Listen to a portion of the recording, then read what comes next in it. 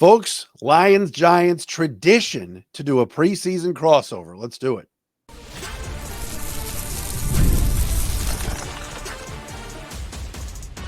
You are Locked On Lions, your daily Detroit Lions podcast. Part of the Locked On Podcast Network, your team every day. Matt Derry, Locked On Lions, Patricia Traina, Locked On Giants, second straight year that we will do a crossover. And we're doing a crossover. The Lions and Giants will meet up on Thursday night for what should be a very, very interesting, to say the least, football contest to open up the preseason. Of course, Locked On Lions and Locked On Giants, a little crossover edition, is brought to you by our friends at LinkedIn. LinkedIn Jobs help you find the qualified candidates you want to talk to faster. Post your job for free at linkedin.com/LockedOnNFL. That's linkedin.com/LockedOnNFL to post your job for free. Terms and conditions apply. Patricia in New Jersey for tomorrow night's game, was there the last 2 days. What's up, friend? Good to see you. Yeah, good to see you. A lot of action this week so far. Yeah, so you ended up going to the joint practices. What was that like? I went to expecting to see football practices, and I saw a bunch of what is it? MMAs is what it's called. A bunch of little fights and squabbles and stuff like that. It was hot, so I'm sure that had something to do with it. But it's interesting because Dan Campbell, the Lions head coach, said that he had a couple guys go rogue on them, and it got to the point where they actually cut short the second practice because they started fighting again. And as I'm sure you probably have heard by now, the NFL fined both teams $200,000 for violating, basically a rule that they had been warned, not just the Giants and Lions, but the whole league had been warned. If you're going to engage in joint practices, if you have fights, you're going to have to pay, and pay they will. Yeah, no question about it. Thanks for making us, by the way, your first listen on Locked On Giants and Locked On Lions. Check us both out on our Locked On Lions and Locked On Giants YouTube channels as well. Follow Patricia on Twitter at Patricia_Traina and at Derry Speaks for me. I got to get that out of the way. Patricia here, $200,000 for both teams. I like this. I said this on Monday and I said it Tuesday. I thought it was ridiculous. And yes, I get it. You're finally going up against another opponent. You've been hitting each other for 2 weeks. Now you're in pads. It's hot. I get all that, but I just thought it got real excessive. Obviously yesterday, Malik Neighbors swiping at Kirby. Apparently Kirby Joseph was jawing at him first, but punches thrown is only going to lead to broken hands and broken wrists. And the Giants can't afford that. And certainly the Lions have a lot of really good players and better depth. But to me, football fights are dumb. Yeah, and not to mention, if you do that in a game, guess what? You're not only going to get fined, you're going to probably get ejected, right, and you're going to hurt your team even more. So, look, I get it when it's hot out and you've got a ton of equipment on, weighing you down, and you're going through cardio. I get it. Your temper is a little shorter than probably normal, but you've got to have discipline. And you've got to be able to walk away. Now, what I will say about that, and I've said this on my show, I like that there was some spunk and some competitiveness in it. And that, when the Lions pushed at the Giants pushed back, because last year, if you remember, the two sides scrimmaged together and the Lions basically took the Giants' lunch money. But there is a fine line between, standing up and being tough and being just a thug. And I just thought that at times the practices bordered on thuggery when they got into those fights. So as you said, you don't want to see guys get hurt, and certainly you don't want to see them do stupid stuff, especially in a game when it can lead to an ejection or worse. Tell me about the Malik Neighbors. Let's first talk about the physical stuff, because it seemed like he was throwing hands. Devin Singletary jumped in to help him out, which I saw Giant fans on Twitter love that. They're like, finally, we got somebody to step up and have our backs. But also on the field, Neighbors was a big problem against the Lions secondary in both days, wasn't he? Oh, big time. Big time. Neighbors, one of the dangers, I think, when you bring in a high profile player, whether it be a draft pick, a trade acquisition, a free agent, is, you have high expectations, and you watch them go through the spring and the first part of training camp. they're going up against each other. And maybe in the back of your mind, you're saying, okay, is he as good as he looks? Or is it because the other side isn't as good? And, having seen Malik Neighbors go up against another team and he went up against mostly Arnold in the 2-day practices. And I believe he's your best cornerback. And Malik Neighbors basically over the course of the 2 days, I believe he caught 17 of 18 passes thrown his way. He had 2 long touchdown receptions and just was basically unstoppable. And, you throw in the spunk, I'm not sure exactly what happened. I did see him take a swipe at Joseph's head.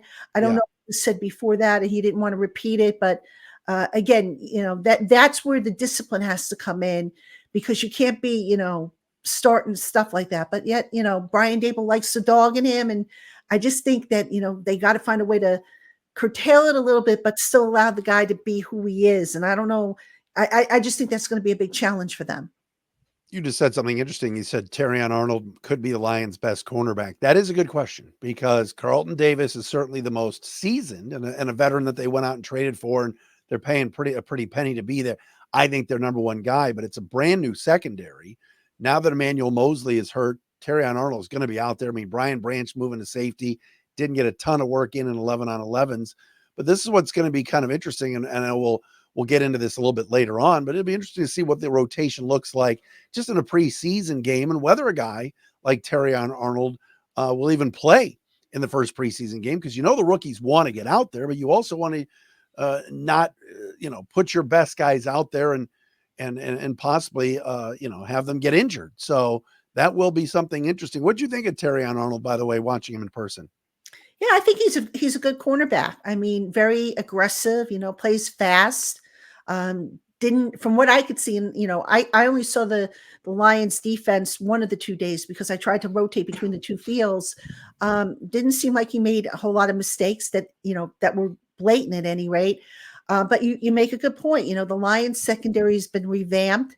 It's a new secondary. There's some question marks there, and you just got to see how it all plays out. But I think Arnold's, I thought he was good. I mean, like I said, some of the other cornerbacks, I think they had some more struggles with some of the other Giants receivers. Arnold, held his own for the most part. I mean, it was just really Neighbors that gave him trouble.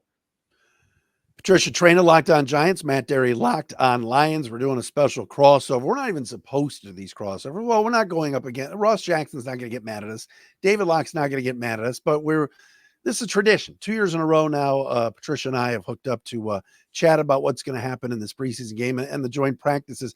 I heard too, Patricia, Brian Burns impressive both days and really did a good job against Taylor Decker, got around him a few times. Did you see the same thing? Because I thought that was obviously a very important pickup for the Giants this year, this offseason. Yeah, definitely. Brian Burns had himself a good 2 days. He during the one-on-one drills, I was watching that yesterday, and he was basically, it didn't matter who he went up against, he was winning his battles. I saw him in the backfield during team drills, and at one point he had his ankle rolled up and he limped off the field, and he sat down on the side, called the trainer over. The trainer retaped his ankle, and I thought, that's it, he's done for the day. Went right back out there after getting taped up, and he was still getting into the backfield with that explosive quickness that he has. So, just an incredible addition. I think he's going to do wonders for the Giants pass rush this year with Kayvon Thibodeau and then Dexter Lawrence in front of him. And I'm really excited to see how he's deployed. Final thing on the 2 days. Did you get a sense, did you watch and sit there? Let's say you were just a neutral observer. Could you tell, all right, one of these teams looks like a Super Bowl contender and the other doesn't? Was there a big gap in your mind? Actually, no. I thought the Giants, again, I go back to last year when the Lions simply outclassed the Giants, I think, in every possible way. Yeah. This year, the Giants stood toe to toe with them. They really did. I mean, I'm not saying it was, that one side necessarily beat the other, but to see the Giants, who basically last year were beaten and left for dead, come back and have such swagger, have such confidence, have such spirit. I mean, that was like, whoa, what are we watching here? Is this the Giants from last year? No, it's a brand new team with a new attitude. And, I was just really happy with what I saw. And I think Giant fans were happy with what they saw. Anybody else real fast from Detroit that stood out for you these 2 days? Just a name or two? Well, from a negative perspective, I thought Hendon Hooker didn't have a very good day yesterday. He was all over the place with the ball, but, really, I mean, I wasn't really focused per se on the Lions, I get one it. Oh, specific yeah. guy or anything like that, but, their run game, I will say this, their run game against the Giants' run defense, which has been a problem for the Giants for the longest time now, the Lions were able to move the ball on the ground. Jamar Gibbs with some nice long runs off the edges there. I mean, Giant defenders were getting sealed off. So, take heed on that maybe the run game will be successful in this preseason game. But yeah, other than that, I just thought a lot of it was a draw, or in some cases, maybe the Giants got the slight edge, or some cases the Lions got the slight edge. But I'll tell you one matchup I was really pleased with because I thought this was going to be a disaster. The Lions defensive front against the Giants offensive line. Now, everybody knows the Giants offensive line has not been good for the better part of the last decade plus actually. And they held their own against a very, very good Lions defensive front. So that was nice to see. Matt and Patricia with you, Locked on Lions, Locked on Giants, doing a little crossover. Coming up next, we're going to talk about what to watch for Thursday night in preseason game number 1. That is coming up next. But first, Locked on Lions, Locked on Giants, brought to you by our friends at Gametime. Looking for tickets for the Meadowlands. You want to go to the preseason game? Why not get them on the Gametime app? Now, they're also an authorized ticket marketplace of Major League Baseball, which makes getting tickets for baseball games, Yankees and Mets on the New York side, and of course, Tiger games here, faster and easier. But prices on the Gametime app actually go down the closer it gets to first pitch and the closer it gets to kickoff for tomorrow night's Lions and Giants game. They got killer last-minute deals, all-in prices, views from your seat, and their lowest price guarantee. Gametime takes the guesswork out of buying tickets. Seriously, all of it is great with Gametime because they're not going to mess around with pricing for you. You're going to see it right there, right up front on your phone. It's very easy to work on. And the lowest price guarantee or Gametime will credit you 110% of the difference. I love that view from your seat. You get that panoramic view from the seat in the app before you buy, so you know exactly where you are sitting. Take the guesswork out of buying tickets with Gametime. Download the Gametime app, create an account, use the code LOCKEDONNFL for $20 off your first purchase. Terms apply. Again, create an account, redeem the code LOCKEDON NFL for $20 off. Download Gametime today. Last minute tickets, lowest price guaranteed.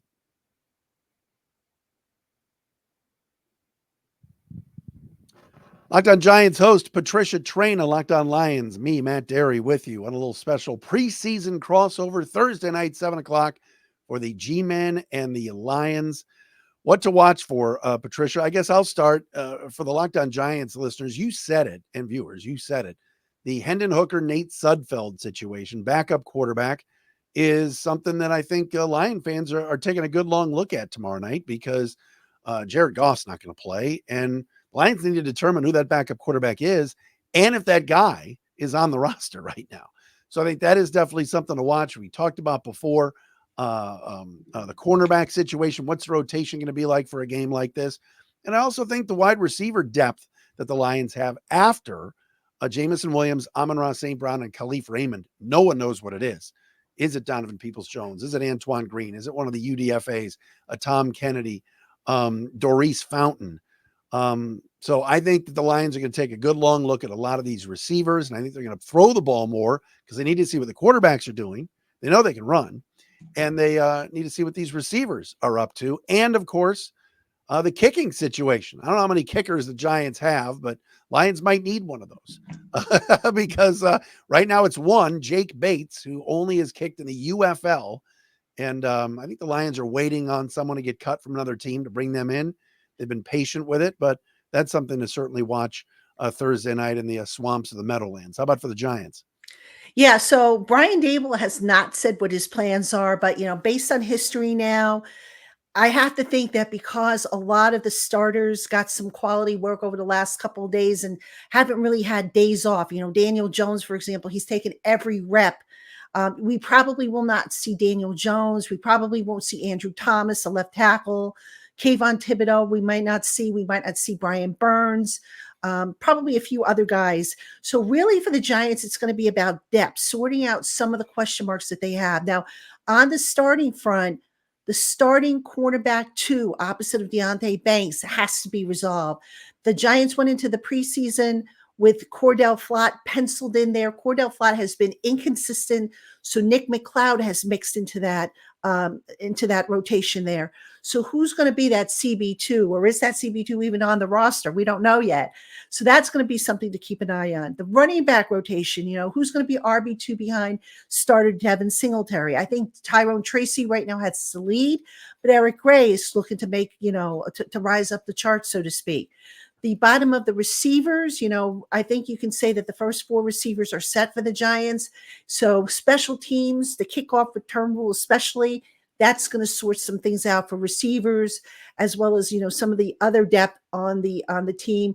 But really for the Giants, I think a real big question is, who's going to end up playing defensive line next to Dexter Lawrence? They've been trying out Boogie Basham. They've been trying out Ryder Anderson. They've been trying out Raheem Nunez-Roches, Jordan Phillips. So who's going to be that 3-tech guy for the Giants? I think that's something they're going to take a look at as well. So you mentioned if Daniel Jones does not play, what's the QB rotation going to look like in your mind then? Well, I think it's going to be Drew Lock to start, and then Tommy DeVito will probably, finish it up. Boy. Oh. Yeah. Tommy Cutlets. So yeah, I mean, oh God, well, that'll be half the broadcast now. Jason Ross and Golden Tate on the Lions broadcast. That'll be all they can talk about. Yeah, no, Forgot about that. I mean, the Giants, they got to decide if they're going to keep 2 quarterbacks on the roster or 3. They have never kept 3 with Dable as the head coach. Matter of fact, I can't think of the last time they kept 3 on the opening day roster because they just haven't had the room for it. But, if Tommy Cutlets goes out there and he lights it up, going to be awfully hard to not keep him, because now if you put him on waivers, somebody will pick him up. So I do think, Drew Lock will get the majority of the snaps.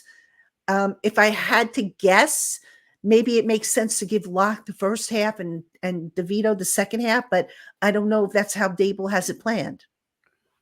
Here's what I'm going to do, Patricia. We're going to have some fun.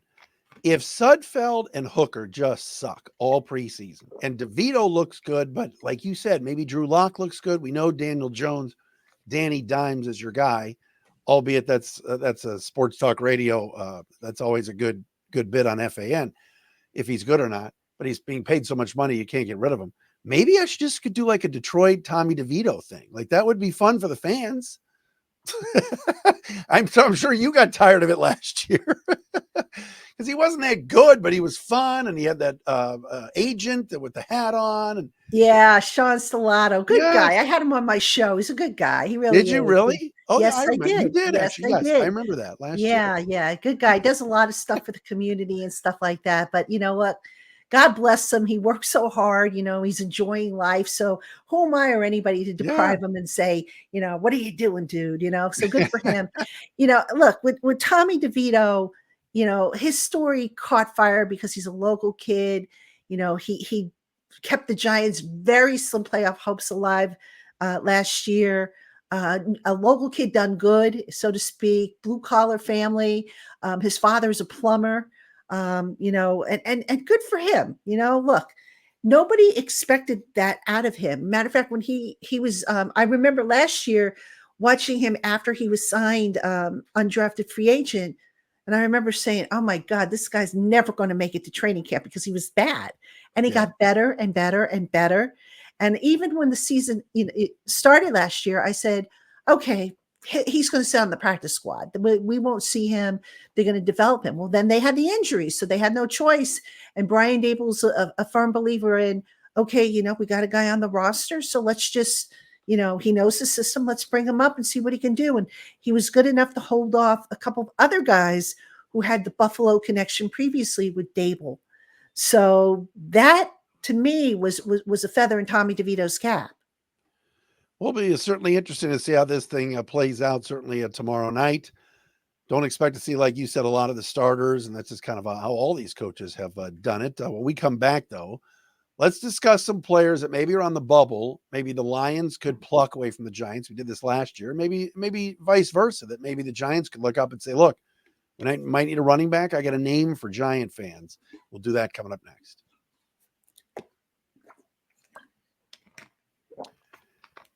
Matt Derry, Patricia Traina telling you about Locked On Lions and Locked On Giants, brought to you by our friends at LinkedIn Jobs. When you're hiring for your small business, you want to find quality professionals that are right for the role. That's why you got to check out LinkedIn Jobs. LinkedIn Jobs has the tools to help find the right professionals for your team faster and for free. Seriously, post your job on LinkedIn. It is very easy. And you have that purple hiring tab around your photo there, and people know right away you're hiring, and they're going to click even more. LinkedIn isn't just a job board. LinkedIn helps you hire professionals you can't find anywhere else. Even those who aren't actively searching for a new job might be open to the perfect role. In a given month, over 70% of LinkedIn users don't visit other leading job sites. If you're not looking on LinkedIn, you're looking in the wrong place. LinkedIn knows that small businesses are wearing so many hats, might not have the time or resources to hire. That's why you got to check out what they offer for you. Post your job for free at linkedin.com/LockedOnNFL. That's linkedin.com/LockedOnNFL to post your job for free. Terms and conditions apply.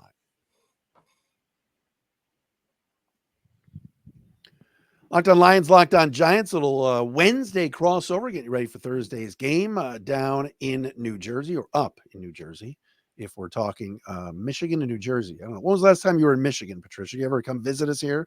Yeah, I have, and I can't. It was a long time ago. All right. So I think you're kind of north, a little north of I East guess, Rutherford. yes, I would say I it is think north. so. If I remember, and my geography is correct.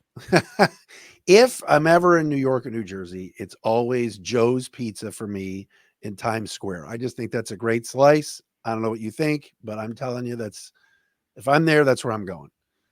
You Okay, fair enough. I have my places in New Jersey that I like. So, I love it. Can you give me a name of one, please? Yeah, there's I believe it or not, I'm a big fan of thin crust pizza. I love thin crust. Yes. So there's a place called Chimney Rock Inn that makes a really good thin crust pizza. They're in the Basking Ridge area. Got it. And I just think their pizza's really good. So right. every time I go up for a doctor's appointment up that way, I always tell my husband, we're going to stop off there because I want their pizza. So nice. I love it. I love it.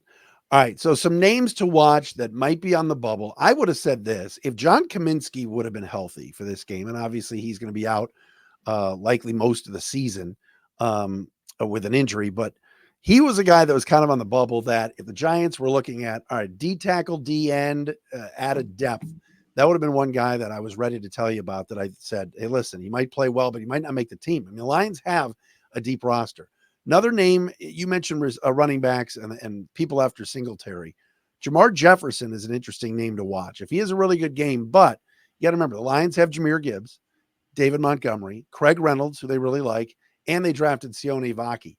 They keep 5 running backs, fine. Jefferson may be there, but that could be a name to watch that might slip through the cracks and they can't keep, that maybe the Giants would pounce on. How about on your side? Running backs, I think the Giants are okay on. I think you got to look at receivers. The Giants have a nice little collection of receivers. So one guy that I think might end up not making the final cut, Isaiah Hodgins. Oh, yeah. Who a couple of years ago, he came in, off the streets from Buffalo, and he kind of stepped right in when all the injuries were happening, and he was pretty good for them.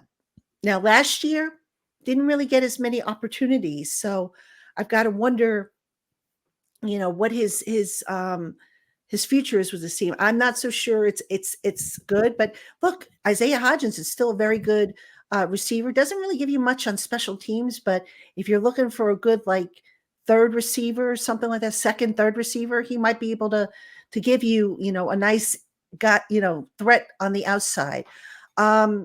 Offensive line. Now, I know people are going to say, well, the Giants need to keep all the offensive linemen they have, but a guy that I think could be phased out is a draft pick from a couple of years ago, Joe Shane's first draft, and that's Marcus McKeithen, who gives you guard tackle flexibility. Now, we have to see, obviously, what happens with the swing tackle, because, right now, I don't know exactly who's going to be the swing tackle for the Giants. Right now, Evan Neal is on PUP, which is a problem, but I could see where Marcus McKeithen might end up, not making the cut. Also, I'm wondering which of the backup centers, the Giants signed Greg Van Roten last week, and here he is. They plugged him in at center. He was originally signed to play guard, but because John Michael Schmitz can't get out there, Van Roten's playing center. So now what of Jimmy Morrissey and Austin Schlottman, two guys who can play center and who were signed to play center, but have lost snaps on the first team to Van Roten. So that would be on that side. Then on the defensive side, I think the Giants have a bit of a logjam at inside linebacker. Bobby Okereke is going to be, the starter, one of the starters. He's a rock. Micah McFadden was his partner in crime last year, but he's been kind of hurt and coming along slowly. Deontay Johnson has really looked good. He's gotten first team reps. So is it possible that maybe he passes Micah McFadden on the depth chart and McFadden becomes expendable? Then behind them, you've got the 6th round pick this year, Darius Mawasso. You've got Darian Beavers. Isaiah Simmons is technically listed as an inside linebacker. So they got depth at that position, but I don't think they've got enough room for all those guys. And I didn't even mention Carter Coughlin, who's primarily a special teamer, who's also part of that inside linebacker group. So that's got to be sorted out. And then, like I said, cornerback, what are they going to do there? I just don't feel like they've got the answer on the roster right now.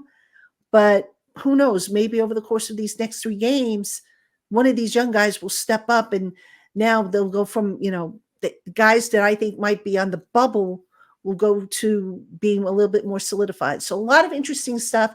And to your point about kicker, yes, the Giants have 2 kickers on the roster, but one of them's got an exemption, Jude McEntee, who's international. He's from Ireland. So actually by way of Rutgers University, my alma mater. So Jude McEntee, he's going to be on the roster for the Giants, but he's going to be on the practice squad on an exemption. So sorry, can't help you there. No. And linebacker for the Lions is loaded. So that's, I don't think the Lions would pluck anybody away. I think they like where they are there. Yeah, you're right. It's going to be interesting watching Jake Bates kick tomorrow night, because as I said, I think they're waiting. The one thing with Brad Holmes, and I say this on my show almost every day, they just have not had a lot of consistency there. But the pre-Holmes era was Matt Prater or Jason Hansen. I mean, they had guys for days that were always reliable. Eddie Murray before that. They just haven't been able to find that one guy. But Patricia, appreciate it. This was a lot of fun Thursday night. Look, I know it's preseason and a lot of the regulars aren't going to play, but it's football. It's back. And I'm sure you'll be excited to be in the stadium tomorrow night.